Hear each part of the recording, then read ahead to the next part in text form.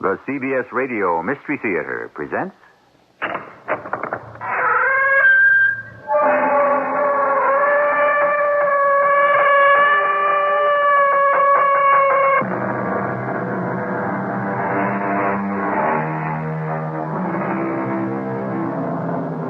Come in. Welcome. I'm E.G. Marshall. As we wait for the napkin, the soup gets cold. While the bonnet is trimming, the face grows old. When we've matched the buttons, the pattern is sold. And everything comes too late. Too late. How completely the poet has captured it. So many times, isn't the most pertinent question of all, why are you waiting?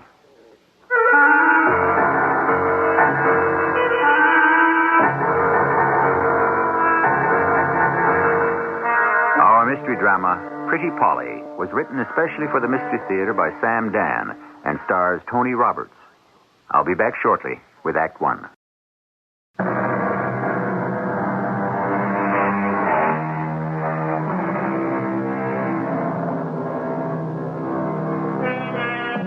Time, we are told, is a great teacher.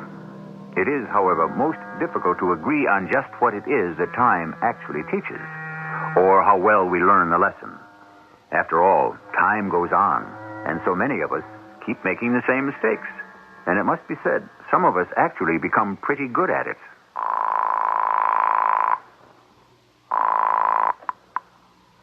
Mr. Stevenson's office? Yes. Is he in? This is Mr. Gaffney. Sorry, Mr. Gaffney, he's in a meeting. I have his morning quotations for him. He said for you to call at about 10:30. Thank you. You're not Miss Meadows. No, Mr. Gaffney, my name is Polly Simmons. Oh. I'm Mr. Stevenson's new secretary. What happened to Miss Meadows? I don't know. Oh. 10:30 you said to call him. Yes, Mr. Gaffney. Thank you, Miss, Simmons. Polly Simmons. Yes, Miss Simmons.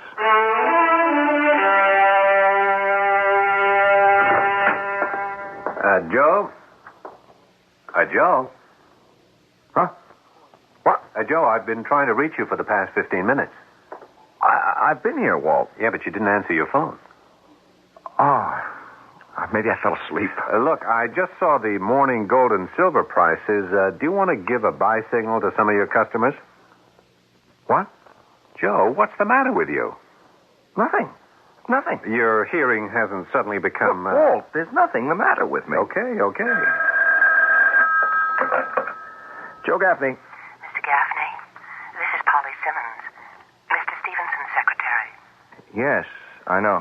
Mr. Stevenson had to fly to Chicago on some urgent business, but he does want you to call him at the office first thing tomorrow morning.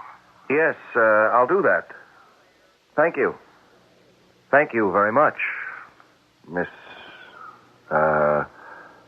Simmons. You're quite welcome. Now, look, Joe, this could be just another swing of the seesaw. On the other hand, it could be the big move up. Now, what kind of position do we want to take? Joe? Yeah. Joe, are you listening to me? There's something going on here. It's something very personal. I just don't want to talk about it. Do you mind? Look, I don't mind if we can just get down to the day's work. Now, what do you think? About what? What have we been talking about? Taking a position in gold or silver? Either? Neither? Both? Oh, I want to think about that. I should imagine you'd been thinking about it all morning. I'll get back to you. When? I have to make some calls, talk to some people within the hour. Just remember, Joe, if it's going to take off and our people miss the boat, they'll make us walk the plank. That's kind of a mixed-up metaphor, isn't it? Just as long as you get the point.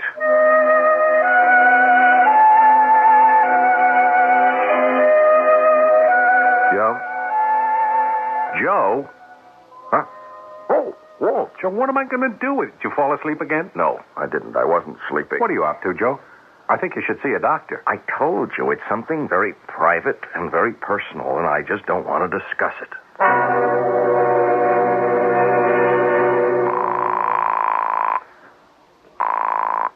Mr. Stevenson's office? Good morning, Miss Simmons. Mr. Gaffney, I was about to call you. And Mr. Stevenson isn't back yet. He isn't. No. they decided to go to Colorado. They want to inspect their ski resort. Oh, that's nice. Yeah, I wish I could have gone along. Oh? Do you like to ski, Miss Simmons? Love it. Skiing in the winter and sailing in the summer. That's my idea of heaven. Yeah. When he checks in, I'll tell Mr. Stevenson you called. Thank you, Miss Simmons. Not at all.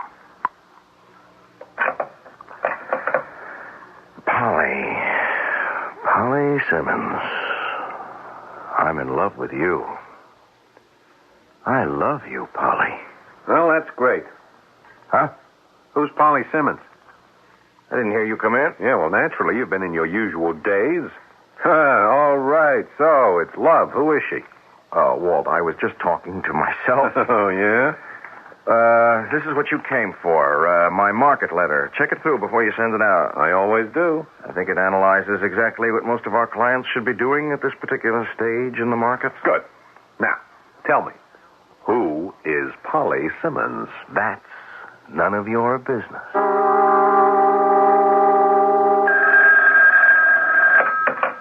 Walter Evans. Oh, I'd asked for Mr. Gaffney. Yeah, well, Joe Gaffney's out at the moment. May I help? I'm his associate. Would you tell Mr. Gaffney that Mr. Stevenson will telephone him from Colorado this afternoon at 4 o'clock?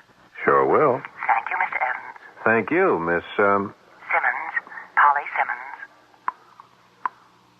Simmons. Polly Simmons. Yes, Santa Claus, there is a Virginia. I mean a Polly. Now, what are you talking about? She's Ed Stevenson's secretary, eh? He's going to call you this afternoon. How long has this been going on? How long has what been going on? You and Polly. There's nothing going on. Oh, sure. Oh, she only came to work for him the other week. Yeah, how long does it take? Walt, lay off, will you? Sure. You going to marry her? Okay, but you sat there and you said, Polly Simmons, I love you, and you love a woman and don't marry her, you'll regret it for the rest of your life. Yeah, but it's my life, isn't it? Look, I want you to be happy. Why? Because I'm your friend? Because I'm an idealist? No, not at all.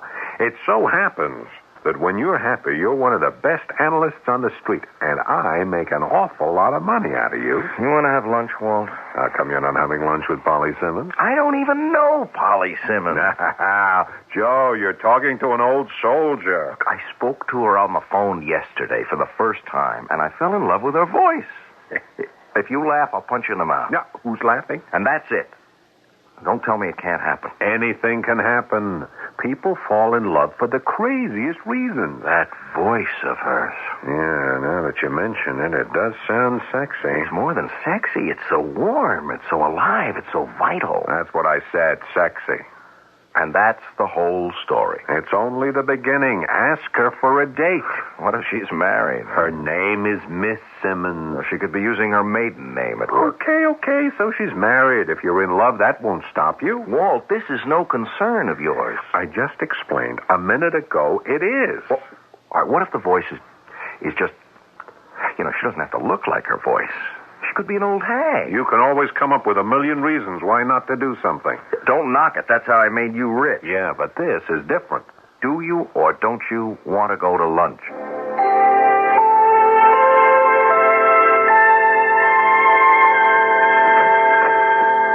Hello, is Mr. Stevenson in? Mr. Stevenson is still out of town. Oh, I'm Walt Evans of Evans and McHugh. Yes, Mr. Evans, I believe we spoke on the phone. Do you have an appointment? I hope not. No. I was just visiting with Jim Russell down the hall. I thought I'd stop by and say hello to Ed. Well, I know he'll be very sorry that he missed you. Yeah. Whatever became of Miss Meadows? She left to get married. Miss Meadows? Yes, that's what I've been told. Miss Meadows, if she could get married, there's hope for everyone. Even for me?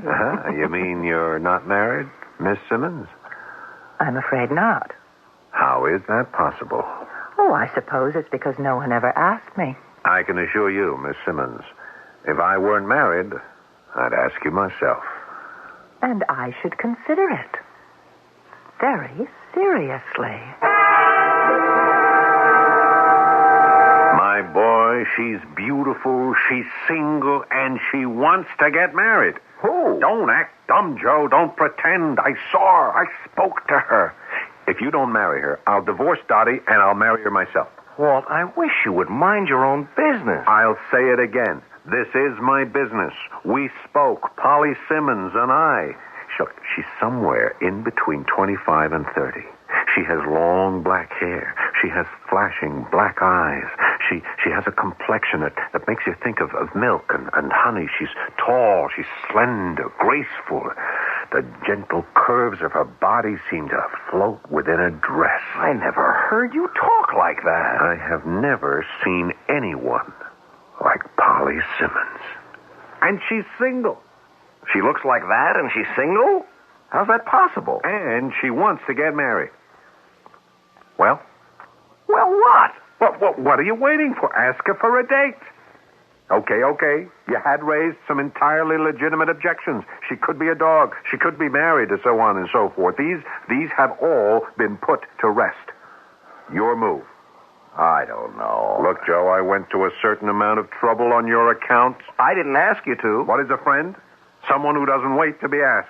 Walt, what'll I do if she turns me down? How could she turn you down? Look, I've never been very successful with women, Walt. Yeah, you know why? Because you're always so negative about yourself. You're constantly examining yourself for flaws, for shortcomings. The basic qualities that make you a terrific market analyst work against you in your personal life.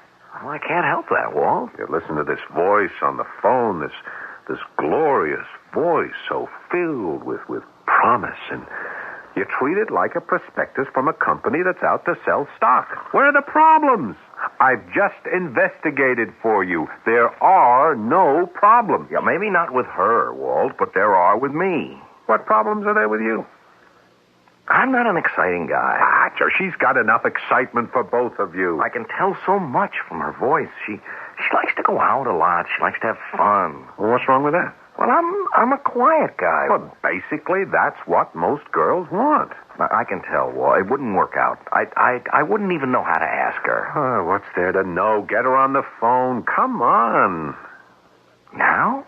That's how they used to teach Indian babies how to swim. They threw them in the water. Pick up the phone. Okay, now, dial Ed Stevenson's number. Go on, go ahead. Walt, I don't know if I should. And when she answers, say, Polly, how about dinner this evening? Look. Mr. Stevenson's offer? Miss Simmons, this is Mr. Gaffney. Yes, Mr. Gaffney. It should be Polly. Come on, throw the baby in the water. I was wondering if Mr. Stevenson might be reached earlier. No, Mr. Gaffney, I'm sorry he can't be. Oh. Was there anything else? Now, Joe, now. No. No, I don't think so. Goodbye, Miss Simmons. What am I going to do with you, Joe? What am I going to do? You'd be surprised, but that will be the business of Act Two. Along about now, some of you vintage listeners are asking yourselves, what have we got here? One of those soft, sweet, tender little love stories? When is someone going to get killed? Patience, friends. Patience.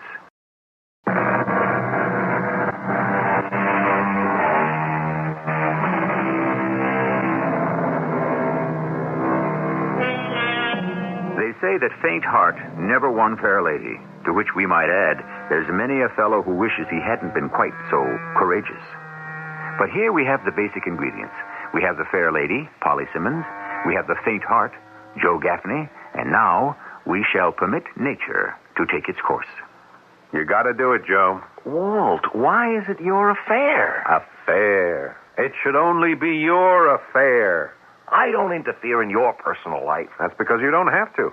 I'm perfectly capable of making all the right moves myself. Will you please let me alone? It's a sin and a shame that someone as beautiful as Polly Simmons should just go to waste. I'm sure she has enough boyfriends. Yeah, as far as you're concerned. Why don't you mind your own business?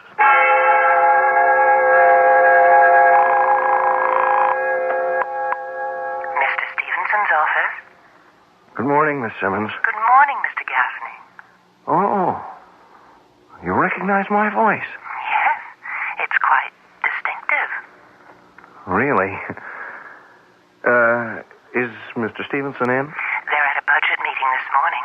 Shall I ask him to return your call? No, I'll try him again later. Yes, Mr. Gaffney.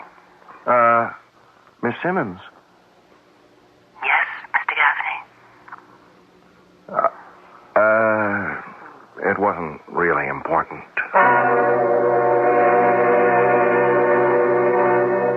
What do you want to see me about, Walt? What's the meaning of this? These 5 sheets of paper? That's this week's market letter. You mean this week's alleged market letter? Did you read through this after you wrote it? I don't know what you're talking about. This girl has not only got you talking to yourself, she has you writing to yourself. Listen, this week's Best Buy, Polly Simmons. What? The group that should outperform the market, Polly Simmons. Now, Joe. Oh, I should have checked it out. Joe, you have to resolve this thing. Oh, you find it hard to understand. I'm scared. Oh, come on. Please, Walt. Look, guys like you, big, competent, aggressive, you can't believe there are fellows like me. You must either get this girl or forget this girl. But, Walt... It's all in your own head now. You're going to pick up that phone, you're going to call her, and you're going to ask her for a date. Do you understand? Walt, what if she turns me down? Okay, that'll be the end of it. Swift, clean, surgical. And if she says yes, well, that's the beginning. Pick up the phone, Joe. Your job depends on it. All right, I'll do it. Good. Well, go ahead. I can't do it with you hanging over my shoulder. Mr. Stevenson's office? Miss Simmons, this is Joe Gaffney. Yes, Mr. Gaffney. I was wondering... Yes? I was wondering if Mr. Stevenson were back yet. Oh. No, sir. Then I guess I'll just have to keep trying. Yes. You do that, Mr. Gaffney. Well? We have a date. Good. You see, you keep listening to your old Uncle Walt. So, tell me, what did she say, huh? What did you say? I just said, Miss Simmons, would you like to have dinner with me tonight? Miss Simmons, huh? Well, I don't know. Maybe I said Polly, and she said, yes. So, who had this thing figured out from square one, eh?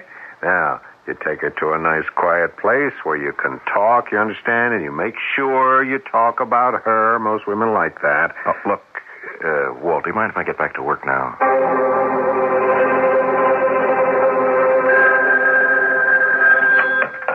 Joe Gaffney. Good morning, Mr. Gaffney. Oh. Good morning. Mr. Stevenson would like you to send him an up-to-date copy of his portfolio with a list of suggestions. Certainly. Thank you. Miss Simmons, are you all right this morning? Does it show? I beg your pardon? I was out rather late last night. It was quite a... I shouldn't say brawl, but none of us was feeling much pain. Oh. And I'll sure be glad when this day is over. Joe? Oh, hello, Dottie. Walt's out with a client. I know. I came here to see you. Me? Tell me, are congratulations in order? For what? Oh, Walt told me all about her. About who? Well, really, Joe, how many of them are there? Polly. Oh, Polly. Walt tells me you've been going steady with her for almost 3 months. Is it still called going steady? Look, Dottie. I can't tell you how happy this makes me. What is it with you married people? You're always trying to get everyone into the same boat you're in. Oh, now you need a wife, Joe. You're lonely, repressed. Hey, what is all this? Well, that is, you were. Look at yourself now. You've got a new self-confidence. That's what a woman's love does for a man. I'm glad to hear it. Is there going to be a wedding? Now, Dottie, Well, it's fashionable today, I suppose, to laugh at that piece of paper. But in the long run, your relationship can't really go anywhere without it. Joe, do you want us to make the wedding for you? Dottie, I'm really quite busy. Well, you don't have any family. If I don't finish this work... Oh, relax. I'm your partner's wife. You won't get into any trouble. No, it's just that... All your life you've lived in a shell. You were always afraid to reach out to people. Suppose it's because you found that people could turn on you, huh? People did. So you surrounded yourself with facts and figures and statistics. Those you could trust. Now that you've psychoanalyzed me, are you going to send me a bill? I'd like to meet her. Why don't you bring her to dinner one night? Well... Or the four of us could go out. Sure. Okay. And let's make it soon, shall we? Mr. Stevenson's office? Miss Simmons, Yes, Mr. Gaffney. I sent Mr. Stevenson a list of attractive situations, particularly in commodities. It's on his desk. Oh, I just wondered if he'd received it. He did, Mr. Gaffney. Oh, well, that's what I wanted to know. Well, wow, it's been quite warm these past few weeks. Yes, it has. I wish I could spend more time at the beach. Oh? Do you like swimming? Swimming, surfing, sailing. Anything that lets me wear a bathing suit. Yes. Well, I'm glad Mr. Stevenson received my letter. I think people wear too many clothes these days. And I feel that they're so confining. Don't you? Oh, yes. Yes, I do. Thank you, Miss Simmons. Thank you. Not at all, Mr. Gaffney. So, what did you and Polly do last night? Oh, the usual. Yeah? We went out to dinner, took a little drive, and we went back to her place. Oh, yeah. There's a little mining company I'd like to call to your attention. That's some woman, that Polly Simmons. Look, here's an outfit whose earnings have gone up over 120% over the last 3 years. And to think I practically had to force you. Do you want to hear about this terrific special situation, or don't you? I can't think of a more terrific special situation than the one you have with Polly Simmons. So, you spent the night at her place, huh? All I said was we went back to her place for a while. All right. I understand Dottie's been in to talk to you. I just wish Dottie and everyone else would mind their own business. People are just happy for you, Joe. You've no idea how much you've changed since you've been going with Polly Simmons. Your whole outlook on life is different. You're more relaxed. All right. Shouldn't we get to work, Walt? Sure. You know how people are. They love gossip. Well, I'm just glad you had a great time last night. Take these reports about the mining company back to your office. See what you think. Okay. Bet you're not fooling me. You just want to get rid of me. Why? Because first thing in the morning, you get in, you always want to have your little chat with Polly on the telephone. Come on, Walt. I read you like a book. Well, go ahead. Have your little romantic moment.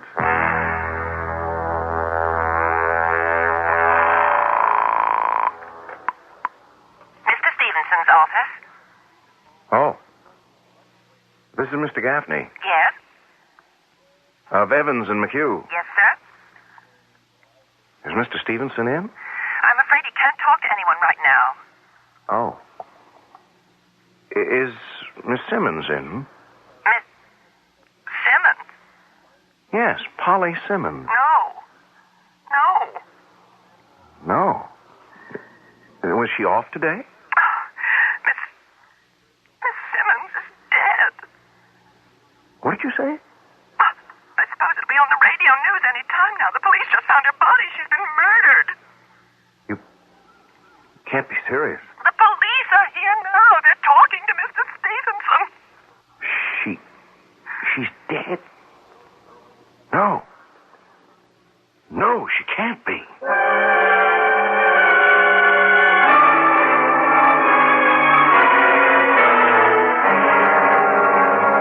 Joe, Dottie just called me. She heard something on the news. I don't know what to say. Polly Simmons murdered. It can't be true. It's true. I called Stevenson's office. The police are there. She was murdered last night. They found the body in her apartment? Yes. Joe, how you must feel. I guess you don't want to talk to anybody either. Here, I'll answer that. Yeah. Well, some more details came over the radio. She was killed a little after midnight last night. Yeah. Oh, it's Dottie, Joe. There's been some more news. She'd evidently been with someone she knew because there's no sign of forced entry. The fellow must have hit her for some reason, and her head struck the floor or some other object. Too hard. And that was it. Yeah, poor girl. Well, was Joe with her last night? What are you saying, Dottie? What I'm saying is, the police are asking everybody who may have any sort of information to call a special number. Yeah. Oh, look, Dottie, I'll talk to you later, okay? Joe, what time did you leave Polly's apartment last night? Last night? Yeah, you said you were with her last night. Oh. So, what time did you leave? Well... Police say she was killed around midnight. Oh. Well, I guess it was sometime before. Are you going to tell the police you were with her last night? Do I have to? They're going to find out. How are they going to find out? Nobody really knew about us except you and Dottie. And would you or Dottie... Would you tell the police?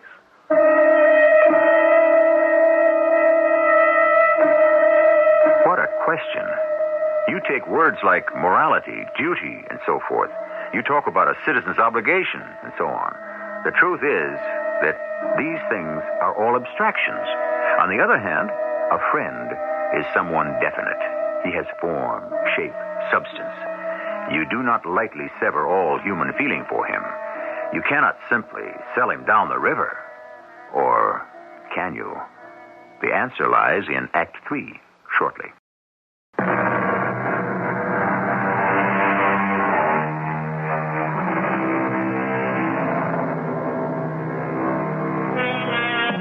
What a tangled web we weave when first we practice to deceive, the poet said.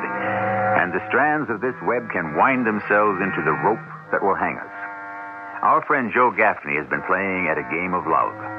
And as it happens, the game of love has become a game of death. Walt, you wouldn't go to the police, would you? Did you kill her, Joe? What are you saying? You were with her last night. Walt, you're talking to me. You said you went to dinner with her. Yeah, but wait a minute. We had a late meeting here yesterday afternoon. You didn't leave till 6:30. So the earliest you could have gone to dinner was maybe 7 o'clock. Walt, listen. Dinner 1 hour and a half maybe. It's now 8:30. What are you trying to build? Then you said you went for a drive.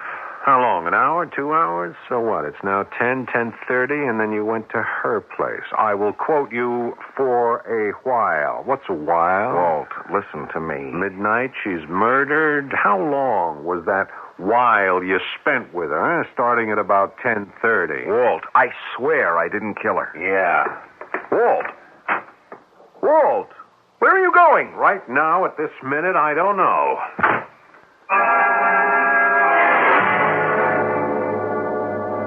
He was there, Dottie. But I can't believe Joe killed her. Why not? Well, he just isn't the type. Is there a type? But he was so much in love with her. Yeah, that could have been the reason he killed her. Because he loved her? I met that girl. Her eyes were beautiful, but you could tell they liked to rove, if you know what I mean. Maybe she was cheating and he found out. No, he didn't kill her. Oh, and who did? Well, she could have had other boyfriends. Maybe one came calling right after Joe left. Now, that's possible, isn't it? Sure. Maybe that's actually what did happen, but... But what? Look, Dottie, the police have broadcast a call for all pertinent information. Shouldn't I... Walt, what do you want me to tell you? The fact that Joe was with her very close to midnight last night, the time of her death, is that or is that not pertinent information? Yes, Walter, it is. In many ways, all of this is your fault. My fault? Yes. He was happy in his own little world. You say that? You're the one who kept insisting he was so miserable. Well, I was wrong. That is, if being miserable made him happy, who were we to interfere? You were the one who kept... Well, you practically forced him to start going out with her. Did I know it would end like this? Well, that's beside the point. If it hadn't been for your insistence, that girl would be alive today. Or if someone else had killed her, Joe wouldn't be involved in it. Dottie, the fact is... What? I don't know. I just don't know anymore. I wish I did. The problem is, it just isn't clear-cut. No, you're wrong, Dottie. We're the ones who aren't clear-cut. You and I. We have a duty as citizens. And that is the bottom line. Oh, I know. And we have some very good reasons to shirk that duty. Reasons like friendship, loyalty, so on. Understand? But the collective morality of the city is the sum total of the individual moralities of all its citizens. Oh, Walter, do it or don't do it, but stop moralizing about it.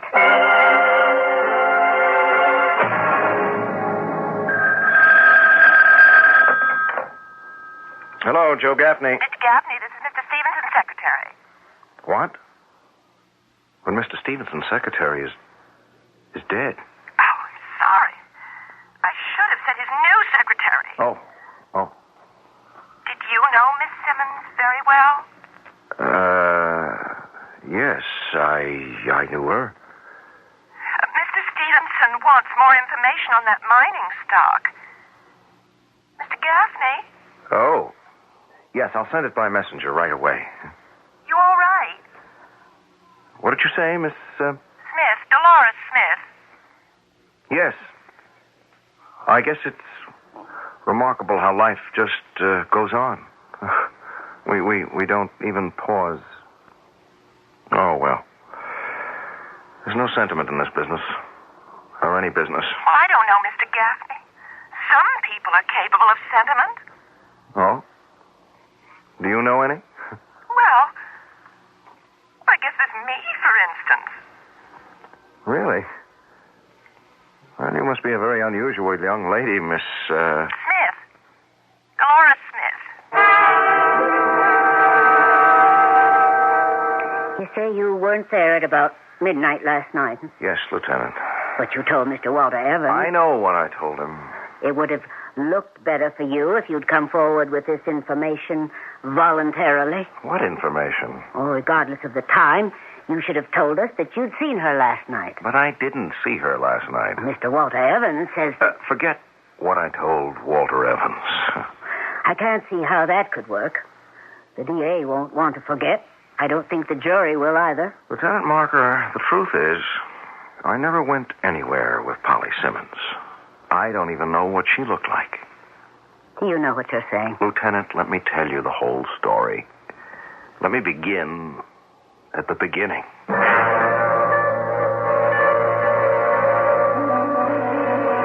I never went out with her.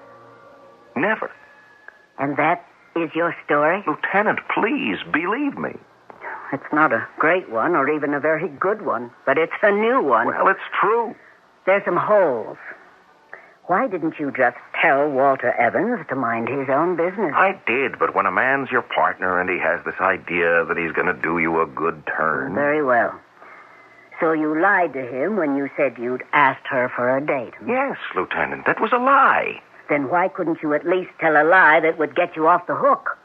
Why couldn't you say she turned you down, and that would have been the end of it? Yes, but that wouldn't have been the end of it. You don't know Walter. He'd have said, if at first you don't succeed, he'd have made my life miserable. But you knew you couldn't maintain this deception indefinitely, if that's what it was.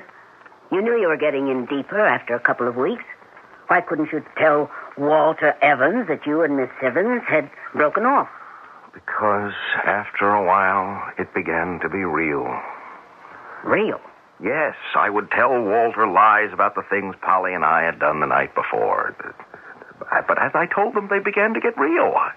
As if we had gone out and had a good time and made love. You think I'm crazy? Please continue, Mr. Gaffney. I felt just wonderful. I was finally someone who appealed to women, and as we would walk down a street or sit in a restaurant or whatever, this was all in my mind, you know. Why didn't you ask her for a date on the phone and make it real? Because if she turned me down, it would have been the end of everything. Why are you so sure she'd have turned you down? Oh, well, look at me, Lieutenant. I'm not so hot looking. I don't have $1 million. I mean, what would she want with me? This way, at least, I had something with her. In your imagination. It was better than nothing. Very well. What we're saying here is that you are living in an unreal world.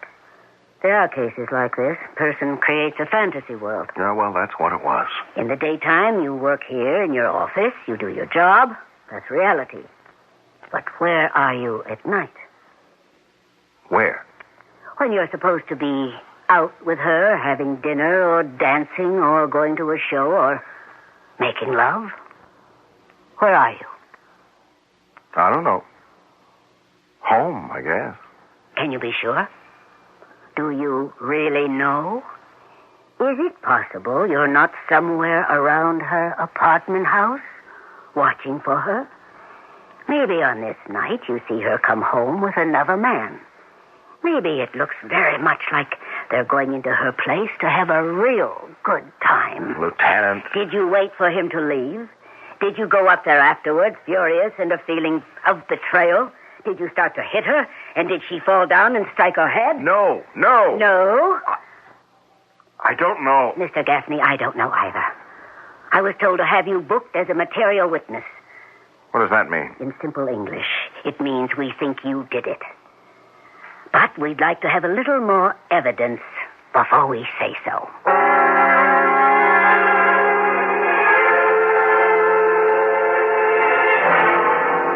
I'd rather you didn't see me in a place like this, Walt. It's all right, Joe. No, it's not all right. It's a cell. It's a prison cell. We're going to have bail set for you. Did I really kill her, Walt? Joe, who knows? I don't know what to believe anymore. Was I actually going out with her? Or was it all something I built up in my mind because I wanted to fool you? I'm sorry I put that kind of pressure on you, but not that it helps. I meant well. No, it must have been real. I must have killed her. I mean, who else? It had to be someone who knew her, who was with her. I don't think about it anymore. Oh, time's up. Here's the guard. I'll come visit you tomorrow. Thanks, Fred. I'll call you when I'm ready to leave.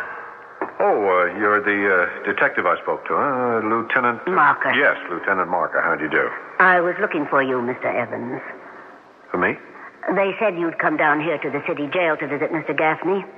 How convenient. I mean, convenient. We don't have to bring you here. For what? We're going to read you your rights and book you as material witness. Oh, now, Hatch, just a Miss minute. Dolores Smith, who replaced Miss Simmons, happened to be clearing out her desk. Deep in a bottom drawer were some typewritten letters Miss Simmons may have been planning to mail. What does this have to do with me? Well, let me read one of them to you. Mrs. Walter Evans, 9 Albemarle Crescent. Dear Mrs. Evans, did you know your husband is having an affair with a Miss Polly Simmons? Miss Simmons has photographs showing herself and Mr. Evans in various affectionate... That's a lie, Walter. Plus various other proofs of his devotion. We now have those proofs. I demand the right to call my attorney. Certainly. I didn't kill her. There are letters addressed to 3 other men. One of you thought to shut her up. Walter, it's your fault, Joe. Why didn't you take her out? How could I just let someone like that go to waste?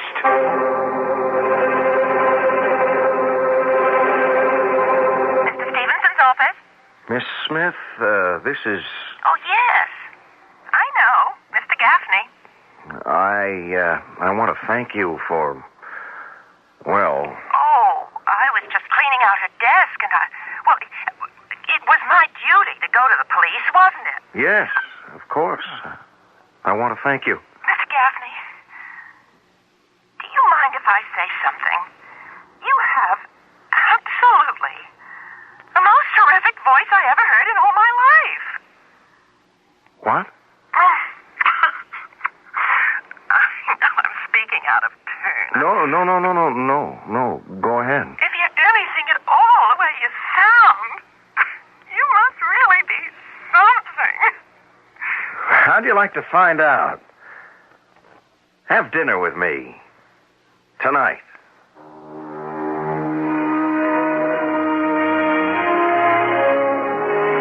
And this time, of course, the shoe was on the other foot. After all, what did Miss Dolores Smith look like? And was he disappointed in her? Was she disappointed in him? I can't say, but I do know that you won't be disappointed if you wait for me to return.